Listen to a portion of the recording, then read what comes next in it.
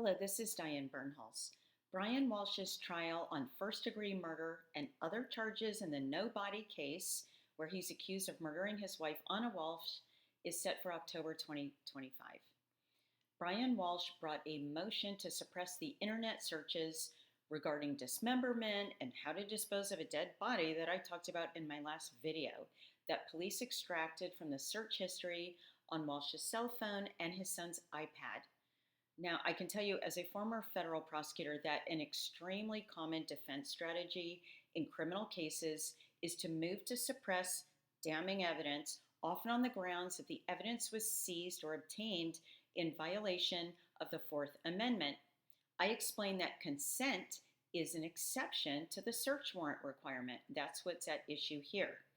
So here, Walshe, through his attorney Tracy Minor, who had been representing him in a different criminal case, turned over his phone and his son's iPad to investigators. This is before investigators had a search warrant in this case.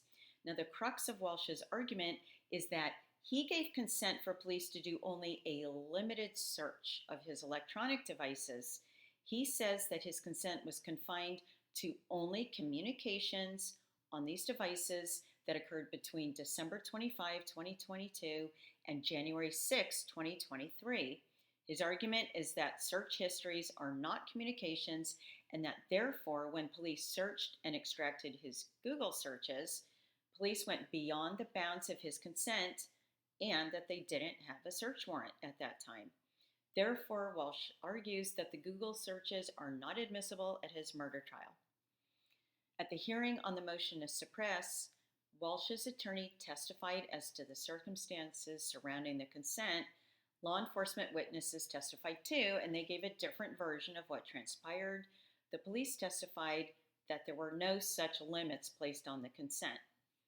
The judge found the police's version to be more credible and more consistent with the other surrounding circumstances.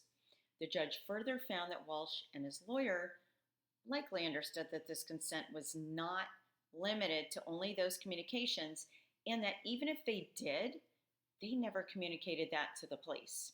And in support, the judge noted that it didn't make any sense for Walshe to have turned over his son's iPad if the agreement truly were limited to communications, as there were no communications on that device. However, there were a lot of incriminating internet searches.